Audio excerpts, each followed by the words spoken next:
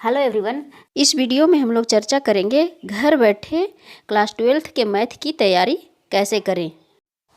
आज का video class 12th के लिए बहुत ही ज़्यादा इम्पोर्टेंट होने वाला है, तो वीडियो को अंत तक ज़रूर देखें।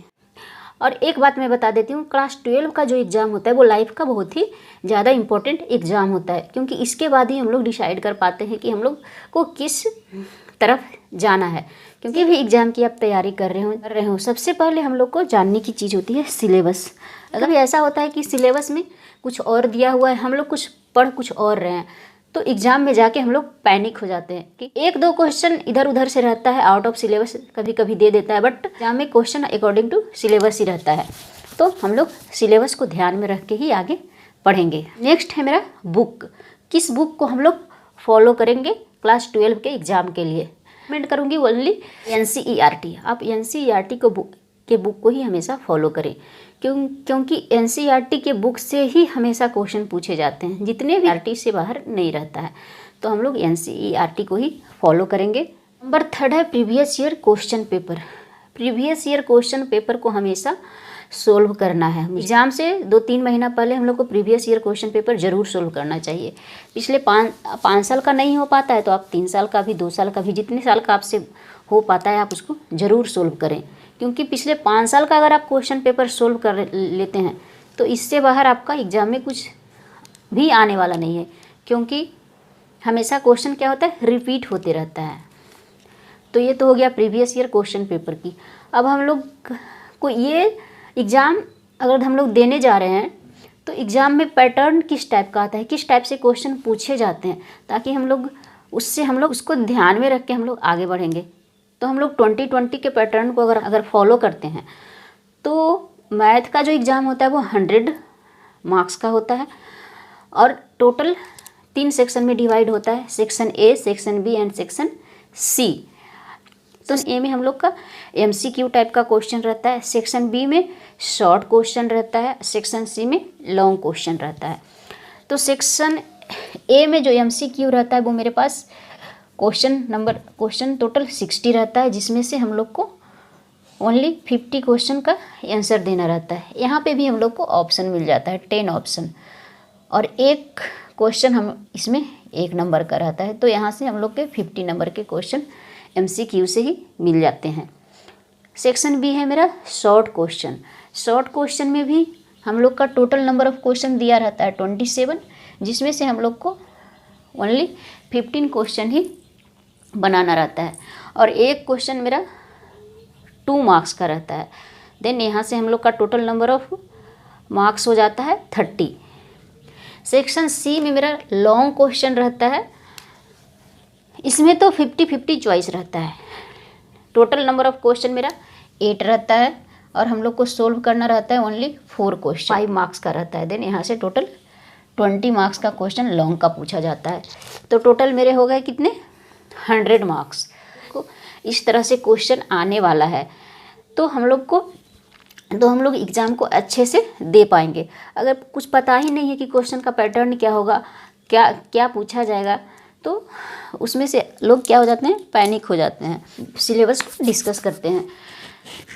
तो NCERT का जो सिलेबस है क्लास 12 के लिए, चाहे कोई भी बोर्ड का हो, वो टोटल सिलेबस को 2 पार्ट में डिवाइड कर दिया है, यानी कि 2 बुक में डिवाइड कर दिया है। पार्ट 1 में जो है वो है हम लोग का ये सारा चैप्टर, पार्ट 2 में है मेरा ये सारा चैप्टर। पार्ट 1 का जो पहला चैप्टर है वो है रिलेशंस एंड फंक्शन, दूसरा है इन्वर्स ट्रिग्नोमेट्रिक फंक्शंस, 3rd है मैट्रिक्सेस, 4th है डिटर्मिनेंट, 5 है कैलकुलस। कैलकुलस का यहाँ पे 2 चैप्टर में दिया हुआ है, कंटिन्यूटी एंड डिफरेंशिएबिलिटी अलग एंड एप्लीकेशन ऑफ डेरिवेटिव अलग है। तो ये है मेरा पार्ट 1 का। ये है मेरा पार्ट 2। पार्ट 2 में भी मेरा कैलकुलस का एक पार्ट है जिसमें integrals and application of integrals पढ़ना है। सेकेंड है मेरा डिफरेंशियल इक्वेशंस, 3rd है मेरा वेक्टर अलजेब्रा, 4th है मेरा 3 डायमेंशनल ज्योमेट्री जिसको हम लोग 3D भी बोलते हैं, 5th है मेरा लीनियर प्रोग्रामिंग एंड 6th है मेरा प्रोबेबिलिटी। तो टोटल चैप्टर अगर हम लोग मिला दें तो मेरे पास टोटल 10 चैप्टर हैं। एग्ज़ाम के पहले तक हम लोग आसानी से इसको पढ़ेंगे, एक चैप्टर वाइज हम लोग देखेंगे। तो कुछ चैप्टर जो है इसमें, कुछ चैप्टर जो इसका है वो क्लास 11 से रिलेटेड है और कुछ चैप्टर है जो इंडिपेंडेंट है। जैसे मैट्रिक्स एंड डिटर्मिनेंट, ये दोनों चैप्टर जो है वो इंडिपेंडेंट चैप्टर है, इसका क्लास 11 से कोई रिलेशन नहीं है। कुछ कुछ क्वेश्चन में कुछ उसका एप्लीकेशन दे देता है, बट ये इंडिपेंडेंट चैप्टर है। एक है आपका vector algebra, 3 dimensional linear programming, ये सारे चैप्टर क्या हैं, इंडिपेंडेंट हैं, इनका क्लास 11 से कोई रिलेशन नहीं है। अगर हम लोग बात करें रिलेशंस एंड फंक्शंस की, इन्वर्स ट्रिगो की, कैलकुलस की, तो ये चैप्टर क्या है, क्लास 11 से रिलेटेड है, क्योंकि जब तक क्लास 11 का आपका ट्रिग्नोमेट्री का कंसेप्ट अगर क्लियर है तो आपका इन्वर्स ट्रिग्नोमेट्रिक फंक्शंस में कोई दिक्कत नहीं होने वाला है। हम लोग का है लीनियर प्रोग्रामिंग। ये जो लीनियर प्रोग्रामिंग है इसमें से ग्राफ का रोल बहुत ज़्यादा है। अगर आपका ग्राफ का कंसेप्ट क्लियर है तब इसके क्वेश्चन को आप लोग क्या करेंगे, आसानी से बना पाएंगे। सबसे पहले मैं बोलूँगी कोई भी आप चैप्टर पढ़े, सबसे पहले आप ग्राफ का कंसेप्ट क्लियर रखें, क्योंकि ग्राफ अगर नहीं पढ़े हैं तो सबसे पहले आप ग्राफ का कंसेप्ट जरूर क्लियर। यहाँ पे हम लोग देखते हैं कि किस चैप्टर से कितने नंबर का क्वेश्चन पूछा जाता है। कम भी पूछा जा सकता है, कभी इससे थोड़ा ज़्यादा भी पूछा जाता है, पर ओवरऑल इसी टाइप से पूछा जाता है। तो रिलेशंस एंड फंक्शंस से हम लोग का 2 से 3 MCQ, एक शॉर्ट क्वेश्चन, एक लॉन्ग क्वेश्चन, तो टोटल मेरा 9 to 10 मार्क्स का क्वेश्चन यहाँ से आ जाता है रिलेशंस एंड फंक्शंस से। इन्वर्स ट्रिगो से 4 नंबर का क्वेश्चन मेरा क्या आ जाता है, MCQ, एक शॉर्ट एक लॉन्ग। तो यहाँ पे भी हम लोग देखते हैं तो 10 नंबर का क्वेश्चन यहाँ से भी आ जाता है। मैट्रिक्स एंड डिटर्मिनेंट, ये दोनों थोड़ा रिलेटेड चैप्टर है। तो मैट्रिक्स से अगर MCQ की बात करें तो यहाँ से 4 से 5 MCQ, यहाँ से 3 से 4 MCQ डिटर्मिनेंट से। लॉन्ग शॉर्ट में 3 से 4 क्वेश्चन, लॉन्ग यहाँ 2 से 3 क्वेश्चन। और अगर लॉन्ग क्वेश्चन की बात करें तो या तो मैट्रिक्स से डालता है या तो डिटर्मिनेंट से डालता है, से नहीं डालेगा, या तो मैट्रिक्स का लॉन्ग क्वेश्चन दे देगा या तो डिटर्मिनेंट का दे देगा। तो क्या हो जाता है 22 to 25 नंबर का क्वेश्चन हम लोग का आ जाता है डिटर्मिनेंट एंड मैट्रिक्स से। नेक्स्ट है हम लोग का डिफरेंस कैलकुलस। कैलकुलस जो है वो क्लास 12 के मैथ की रीढ़ की हड्डी है, इसको रीढ़ की हड्डी से, इसके बिना इसको पढ़े बिना अगर हम लोग एग्ज़ाम में चले गए तो हम लोग कुछ भी नहीं कर पाएंगे। तो इसको हम लोग को हमेशा पढ़ के ही जाना है, क्योंकि सबसे ज़्यादा नंबर ऑफ क्वेश्चन यहीं से पूछे जाते हैं और चैप्टर भी सबसे बड़ा यही है।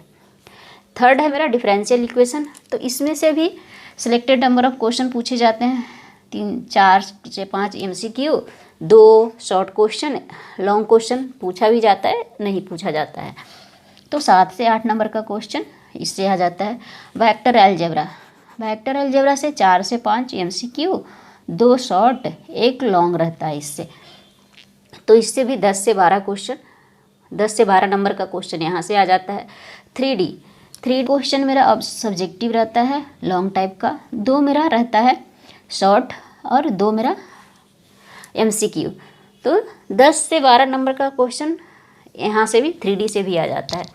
लीनियर प्रोग्रामिंग का क्वेश्चन फिक्स रहता है, एक 5 नंबर का क्वेश्चन यहाँ से आएगा ही आएगा, 2 MCQ, 1 से 2 हम लोग का शॉर्ट क्वेश्चन। दैट मीन 9 से 10 नंबर का क्वेश्चन यहाँ से भी पूछा जाता है। प्रोबेबिलिटी से भी यही है, लगभग 10 नंबर का क्वेश्चन यहाँ से भी पूछा जाता है, 2 MCQ, एक लॉन्ग, एक या 2 शॉर्ट क्वेश्चन रहता है। तो इस क्वेश्चन इस तरह से आते हैं। तो आशा करते हैं कि ये जो इंट्रोडक्टरी वीडियो है क्लास 12 का आप लोगों को पसंद आया होगा। वीडियो ख़त्म करने से पहले मैं एक बात कहना चाहूँगी, आपने मेरे चैनल को सब्सक्राइब नहीं किया है तो लाल बटन दबाकर चैनल को सब्सक्राइब ज़रूर कर लें। बगल में जो बेल घंटी का बटन है उसको भी ज़रूर दबा लें, ताकि जो भी वीडियो मैं बनाऊँगी उसका नोटिफिकेशन आपको सबसे पहले मिल जाएगा। जितने भी 12 के स्टूडेंट हैं जो जुड़ना चाहते हैं SK स्टडी सेंटर से, उनको भी ज़्यादा से ज़्यादा स्टूडेंट को जोड़िए, ताकि वो लोग भी यहाँ से लाभ उठा सकें। मैं ये एश्योर करूँगी आप लोगों को कि आप अगर मैथ को अच्छे से पढ़ेंगे 100 में 100 लेकर आ सकते हैं। मैथ बहुत ही ज़्यादा इंटरेस्टिंग सब्जेक्ट है। मेरे बताए हुए पैटर्न पे आप पढ़ेंगे तो 60% से ऊपर नंबर तो आपको ऐसे ही आने वाला है। कुछ करने की भी ज़्यादा कुछ एफर्ट लगाने की ज़रूरत नहीं है। अगर उससे ज़्यादा एफर्ट लगाएंगे तो आप 100 में 100 ला सकते। इसी के साथ हम लोग वीडियो को ख़त्म करते हैं। मिलते हैं नेक्स्ट वीडियो में, तब तक के लिए बाय बाय।